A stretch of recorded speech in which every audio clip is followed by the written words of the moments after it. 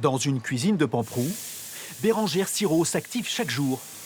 Pour cette chef de Sévrienne, le chapon sera au menu des fêtes. Fleur de sel de l'île d'Oléron. Avec ses champignons et sa sauce. Pour la sauce, je fais un jus de chapon que je mouille et ensuite je le fais réduire pendant un certain temps. Je le crème et je rajoute du cognac fumé dedans pour ajouter un petit côté gourmand, un peu boisé. Et je rajoute un peu d'hysope fraîchement coupé juste au moment de l'envoi. L'autre secret des recettes de Bérengère réside dans l'approvisionnement. Tout ou presque se passe en circuit court. C'est la cachette. À quelques kilomètres, Bérengère se rend chez Tania, productrice de plantes aromatiques. Dans son jardin, l'heure est à la cueillette de l'hysope, ingrédient indispensable pour préparer son chapon.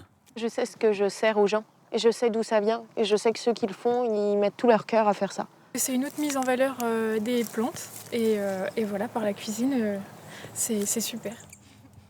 Je rajoute un peu d'hysope frais, tu sais, au dernier moment. Ok.